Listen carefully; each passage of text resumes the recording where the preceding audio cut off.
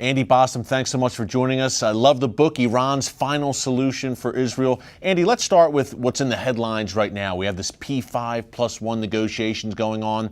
Now, you argue that the U.S., by allowing Iran to continue to enrich uranium, by treating this regime as a legitimate negotiating partner, we are actually aiding and abetting their genocidal goals against Israel. Explain that a little bit.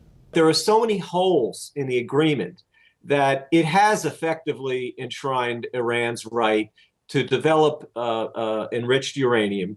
And this is unheard of, because typically when you want to prevent a nuclear program, this is the first thing that you prevent, and you dismantle the nuclear infrastructure.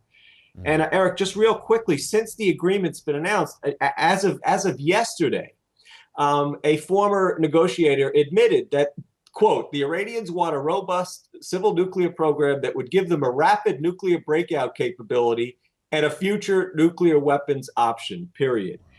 And those nuclear weapons will be used against Israel. It's part of their ideology. The ideology, Andy, of this regime demands that they use those weapons, right? Within days, within weeks, they can, if they have the amount of fissile material required, they can use a simple triggering device like the ones used for Hiroshima and Nagasaki.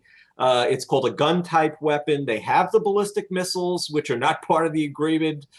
They have the triggering, mechanism site where they develop these trigger mechanisms.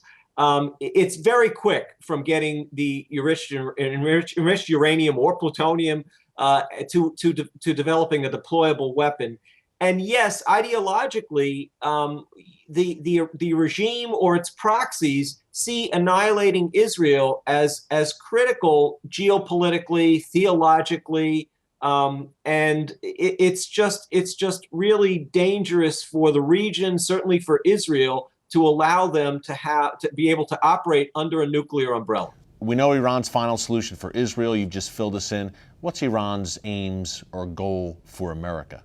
Well, again, the Shiite theocracy was hemmed in to a certain extent by the Ottoman Empire historically, by Imperial Russia, but it has always seen itself as ultimately the leader of the Muslim world, and then establishing global hegemony under the Sharia. Iran has a Sharia-based, jihadist-based constitution. It sees, believe it or not, it sees itself as a world-conquering nation, and leading under the banner of Islam, a Shiite version. And if it gets nuclear weapons, all bets are off. So, Andy, thank you so much for joining us. Again, the book is called Iran's Final Solution for Israel. Pick it up, Amazon.com, wherever books are sold. Andy Bossom, thanks so much.